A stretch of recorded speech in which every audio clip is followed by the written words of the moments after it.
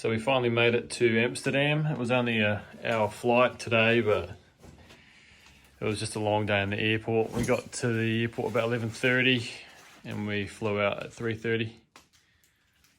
That's our accommodation.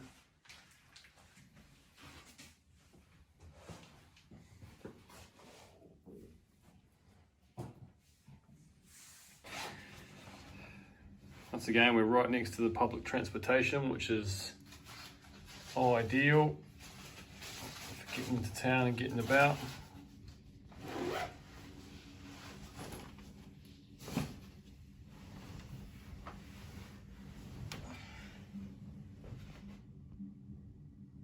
Awesome. It's our hotel. Just currently waiting for the metro to head into Amsterdam Central.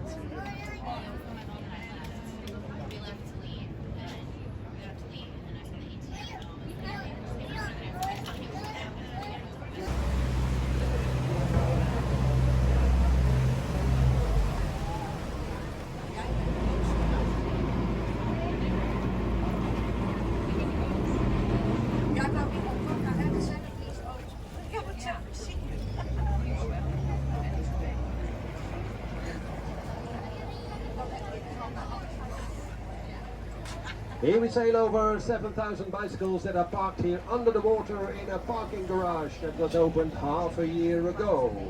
Entrance here on the left hand side. Of course, there's also an entrance on the side of the central station.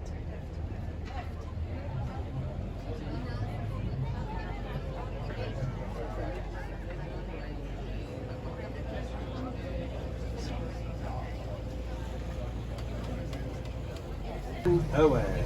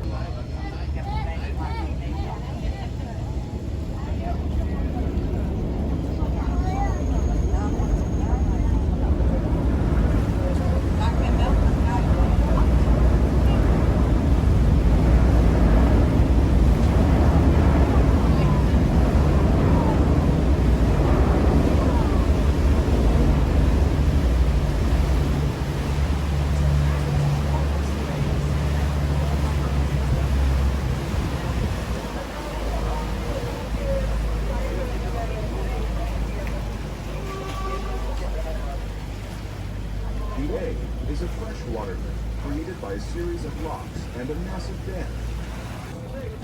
Riverboats are often docked in the harbor. These long, flat tourist boats sail to the east to the Rhine River in Germany. You can also frequently see huge cruise ships in Amsterdam's harbor. They come from all over the world, entering the harbor through the North Sea Canal.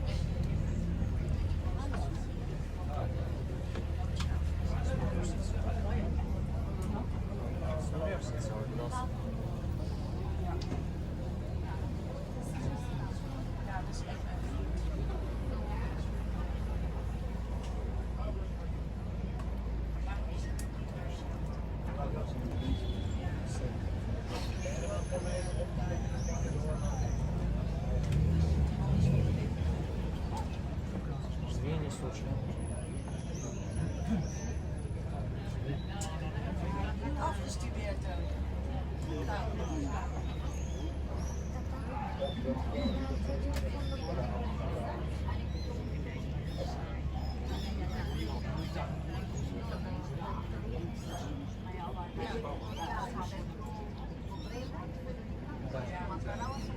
We're now in the Prinsengracht.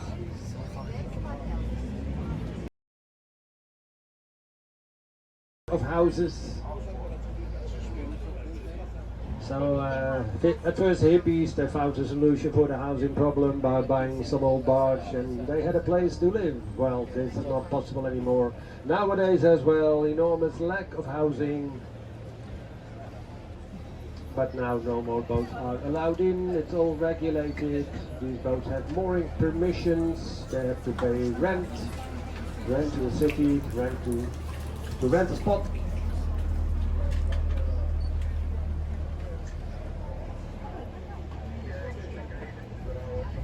And nowadays houseboats are not only connected with drinking water, electricity, earth gas, etc. They are also connected with the local sewer system. So all the wastewater goes back into the land, and therefore the water quality is quite good lately.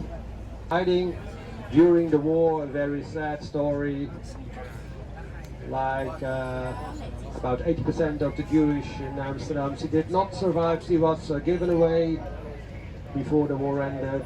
The people hiding her were deported and were brought to the camps where they were killed. It's a sad story. It's the house here on the left hand side, next to the lunch cafe. Many people want to visit it and get more information about this very sad part in our history. The entrance is nowadays here in the new corner, on the new building on the corner. As he was describing the bells of the Western Tower that you could hear. The Western Tower. The Western Church on the left hand side with the Western Tower. Unfortunately, we cannot see much of the tower. The tower is being renovated. It's all covered.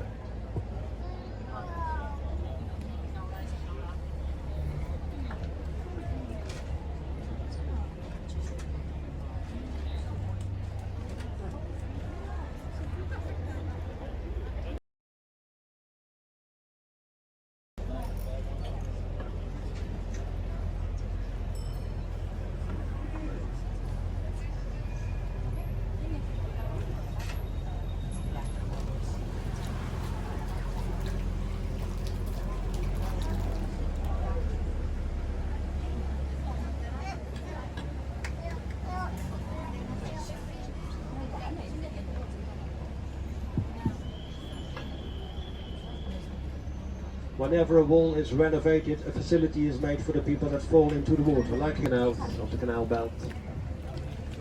And in the meantime, we see this big building in front of us. This is the old Palace of Justice. The old courthouse is now converted into a hotel. It's going to be a very chic hotel with many stars, rose good. And in the meantime, the city is rebuilding the wall in front of what is going to be the new hotel.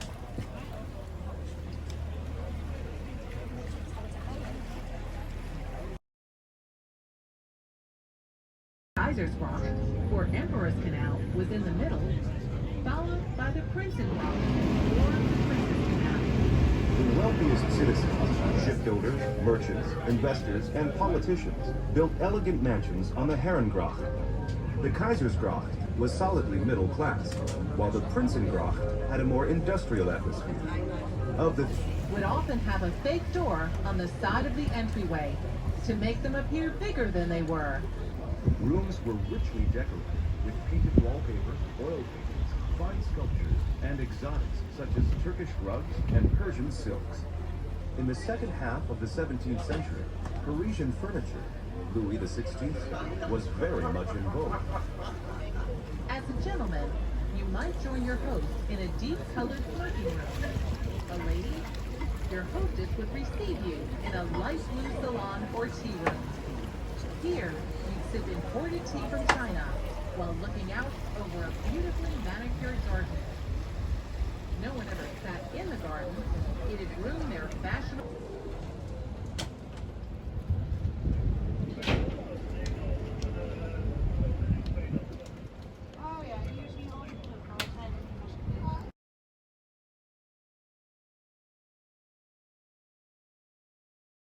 Amsterdam's 1,500 or so bridges, this is the most famous. It dates back to the 17th century and was likely a narrow footbridge. Since then, it's been reconstructed more than once and grown wider with age. Legend has it that whoever you kiss while passing under the bridge will be your true love for life.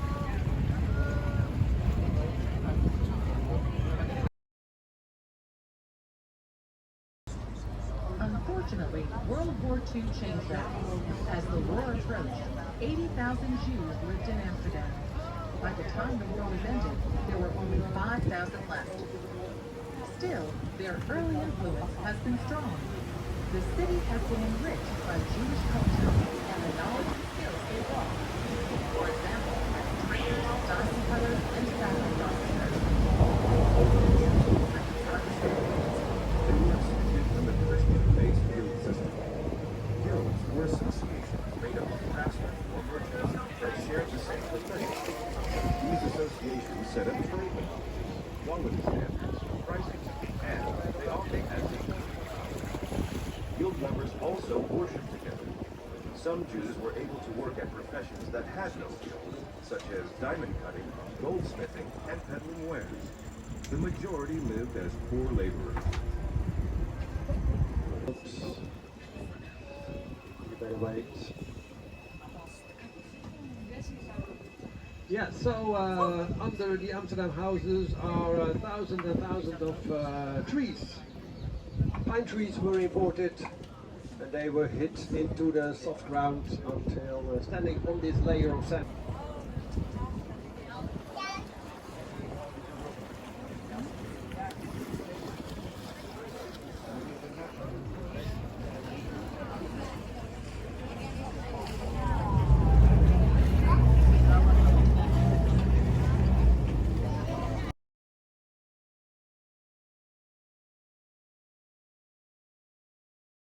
A very large building that was once the weapon arsenal or warehouse for the Amsterdam Admiralty. There were originally 2 docks in front of the building for constructing and arming warships of the Dutch Republic with cannons and other weapons. A replica of a trade ship called the Amsterdam is now docked outside the museum, giving insight into just how small and cramped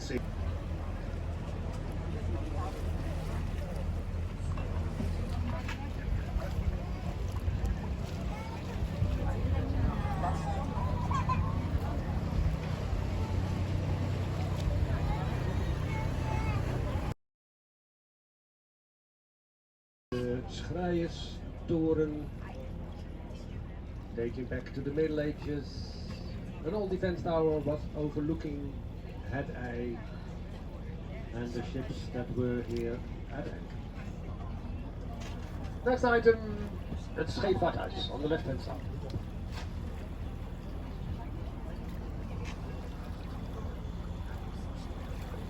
The wealthiest and most powerful cities in Europe. At that time, the Roundschreiers Tower that sits in front of St. Nicholas Church had already been standing at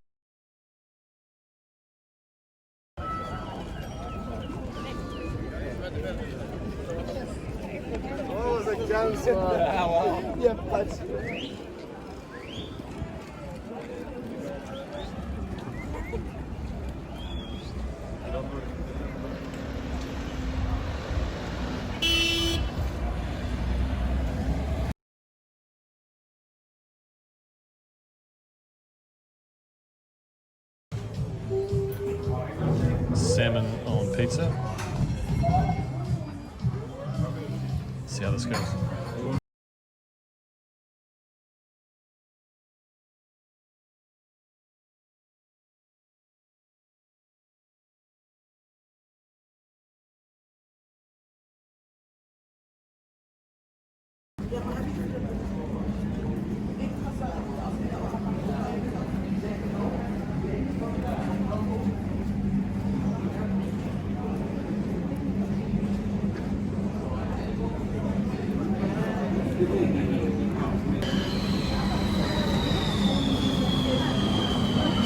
Right.